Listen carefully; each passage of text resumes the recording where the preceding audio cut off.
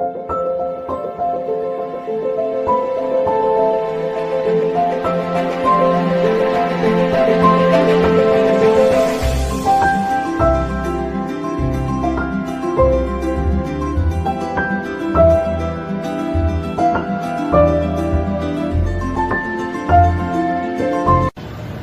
students, Assalamualaikum. How are you? I think you are all fine. I am also fine. Today we will discuss chapter 5, CQ question is continuously I am trying to explain. So, আজকের আলোচনা ধারাবাহিক আলোচনায় আমি আলোচনা করব একটি নতুন উদ্যোগ। তোমরা জানো যে একটা রিভিশন ক্লাস চলছে, আর রিভিশন ক্লাসে অবশ্যই তোমরা প্রিপারেশন নিয়ে প্রস্তুতি নিতে হবে। তাহলে দেখো উদ্দীপকটা দেখো, আর তোমরা অবশ্যই প্রজেক্টরের দিকে খেয়াল রাখবে যেখানে কি কি আসছে, ধারাবাহিক ভাবে আসবে, তোমরা একটু খেয়াল রাখবে। ঠিক আছে। ক ভিত্তিক সমাজ, খ ভিত্তিক সমাজ। ক ভিত্তিক সমাজে কি বলছে? দুটো অপশন আছে। একটা হচ্ছে মানুষ স্থায়ীভাবে বসবাস করে, উদ্বৃত্ত ফসলের উপস্থিতি। এই দুটা ইনফরমেশনের মাধ্যমে তুমি যদি আইডেন্টিফাই করতে পারো কোন সমাজ সম্পর্কে বলছে, তুমি তাহলে আনসার করতে পারবা। মানুষ স্থায়ীভাবে বসবাস করে, উদ্বৃত্ত ফসলের উপস্থিতি বলতে পারবে তো? কে বলতে পারবে? কি কৃষি ভিত্তিক সমাজ। Good, very good. আচ্ছা, এটাও তাই। খ ভিত্তিক সমাজে কি তথ্য দেওয়া আছে? সমাজের ভিত্তিক জ্ঞান ও তথ্য, স্বয়ংক্রিয় যন্ত্র, মোবাইল, কম্পিউটার, ফেসবুকের ব্যবহার দেখা যায়। তার এটা কোন সমাজে? শিল্প বিপ্লব পরবর্তী সমাজ। Very good. তাহলে দেখো আমাদের প্রশ্ন ক,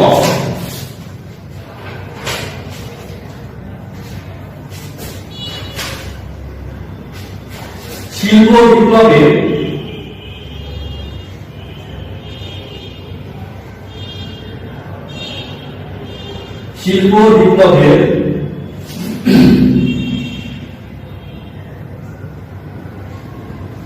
শিল্প বিপ্লবের প্রতিকৃত ধরা হয়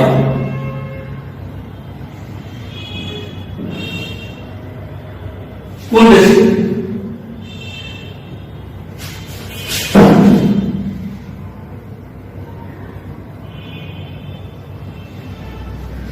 শিল্প বিপ্লবের প্রতিকৃত ধরা হয় কোন দেশে? তাহলে আমরা জানি যে ইউরোপ পদার্থে, অর্থাৎ ইউরোপে প্রথম শিল্প বিপ্লব শুরু হয়, এবং শুরু হয় ইউরোপের যে রাষ্ট্রে, সেটি হচ্ছে ইংল্যান্ড। খ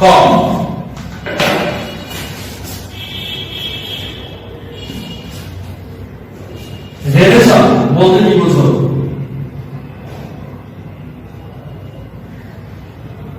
রেনেসাঁ বলতে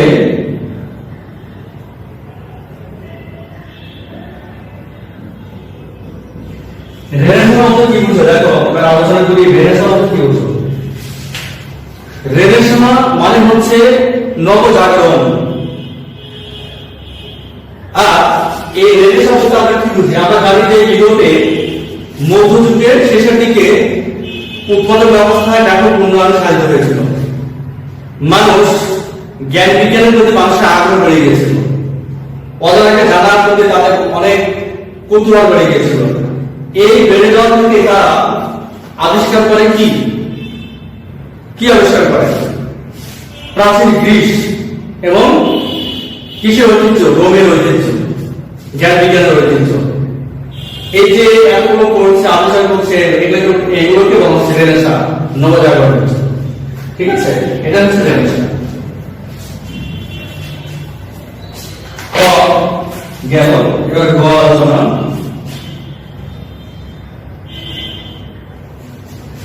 ক ভিত্তিক সমাজ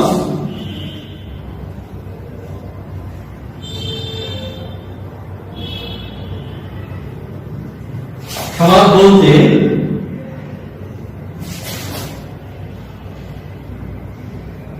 ক ভিত্তিক সমাজ বলতে কোন সমাজকে বোঝায়?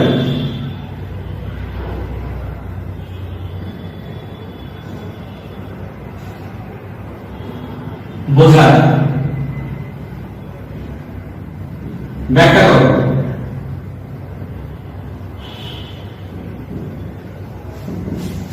ক-ভিত্তিক সমাজ বলতে কোন সমাজকে বোঝায় ব্যাখ্যা করো। তাহলে আমরা আগে জেনে ফেলেছি যে ক-ভিত্তিক সমাজ বলতে কৃষিভিত্তিক সমাজকে বোঝায়। কিন্তু দেখো তোমরা পর্যায়ক্রমে দেখতে পাবে কৃষিভিত্তিক সমাজের কি অবস্থাটা ছিল।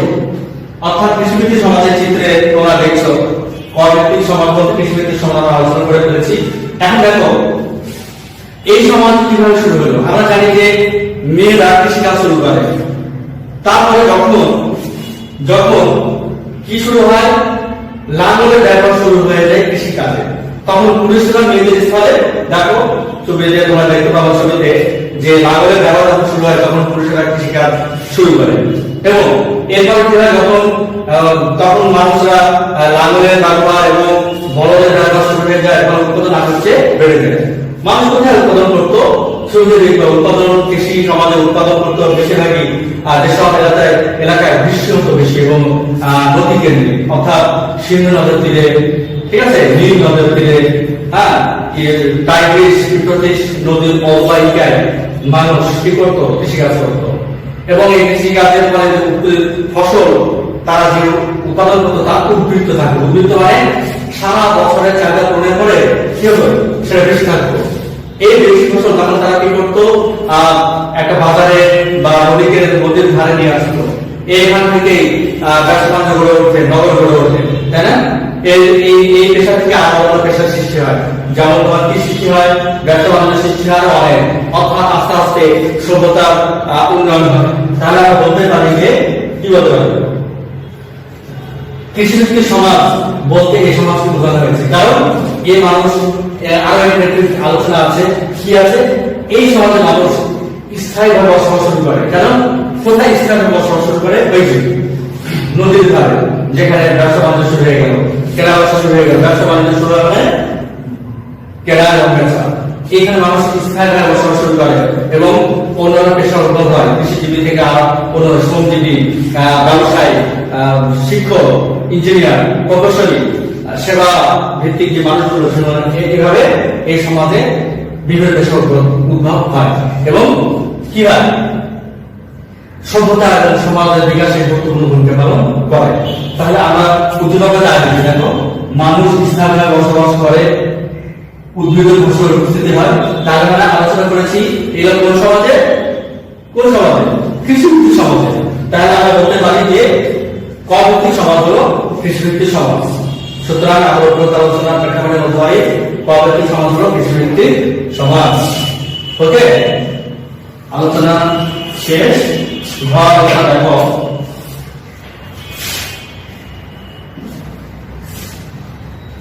খ-ভিত্তিক সমাজ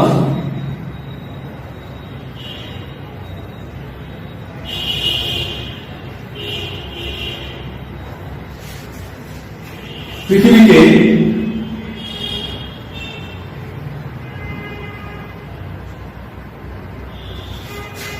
একটি বিশ্বগুলিতে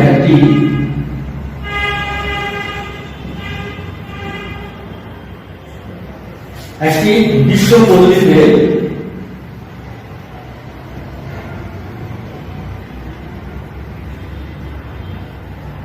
পরিবর্তন করেছে।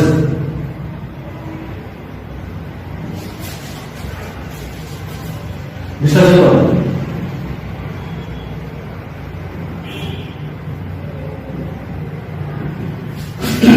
দেখো ভালো করে দেখো, খেয়াল করো, খ-ভিত্তিক সমাজ পৃথিবীতে একটি বিশ্ব পল্লীতে পরিণত করেছে, যেটা বিশ্লেষণ করা হলো।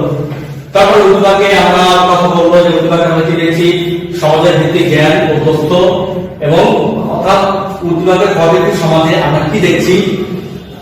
সমাজের ভিত্তি হলো জ্ঞান ও তথ্য, স্বয়ংক্রিয় যন্ত্র, মোবাইল, কম্পিউটার, ফেসবুকের ব্যবহার দেখা যায়। তা আমরা আমাদের পাঠ্যপুস্তকে পড়েছি যে কি পড়েছি? সমাজের পরিবর্তন কয় ভাগে ভাগ করা হয়েছে? 6 ভাগে। তার ভিতরে একটি হলো শিল্প বিপ্লব পরবর্তী সমাজ। এই সমাজে কি হয়? এই সমাজের মূল ভিত্তি হলো জ্ঞান ও তথ্য, তাই না? এবং তথ্য প্রক্রিয়াকরণের অর্থনীতির মূল উৎস।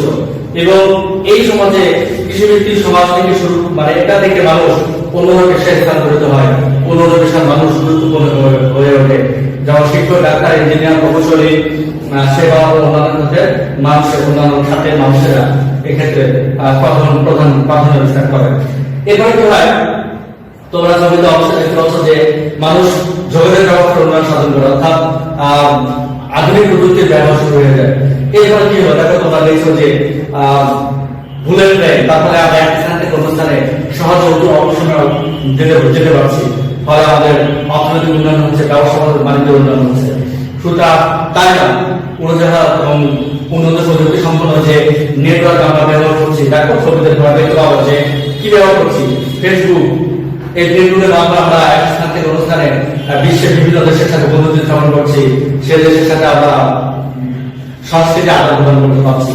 এছাড়াও দেখো এই যে তথ্য আমরা আদান প্রদান করছি নেট ইউজের মাধ্যমে, তাকে কিভাবে গোটা বিশ্বকে সার্কেল করে আছে, অর্থাৎ এই নেট ইন্টারনেটের মাধ্যমে আমরা ঢুকে যে কোনো ব্রাউজ করে আমরা কি করি, সার্চ ইঞ্জিনে ব্রাউজ করে আমরা যে কোনো জায়গায় যে কোনো তথ্য নিয়ে সেখানকার অবস্থা সম্পর্কে আমরা অবগত হতে পারছি।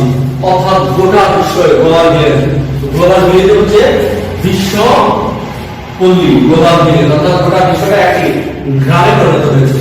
অর্থাৎ এবার দেখছো কিভাবে আছে একটা গোটা বিষয় হাতে লুটে চলেছে, কারণ এখন আমার কাছে এখন এখানে বসে থেকেই আমরা পৃথিবীর কোথায় কি হচ্ছে সে সম্পর্কে জানতে পারছি।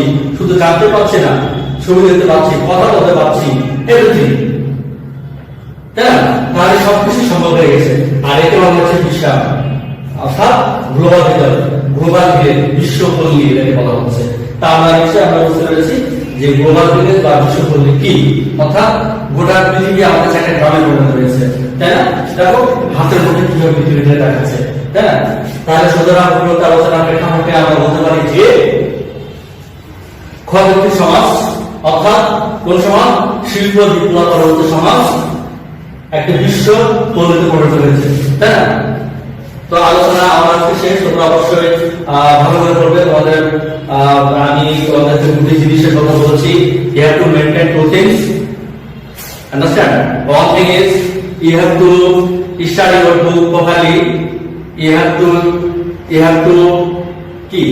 study your book properly and you need to follow your teacher's instruction so that you can make a good result. Understand? So তোমরা অবশ্যই এগুলো ভালো করে পড়বে এবং বই, পাঠ্যপুস্তক, text book, this is very important. This is all important for you to make a good result. You have to read your book, ins and outs, the everything, you know. তো আজকে আলোচনা করবো না, তোমরা হোমওয়ার্ক দিয়ে নাও। Homework হচ্ছে যে এই অধ্যায় অর্থাৎ পঞ্চম অধ্যায়, বেশি দিচ্ছে না, 8টি এসকিউ তৈরি করবে, তৈরি।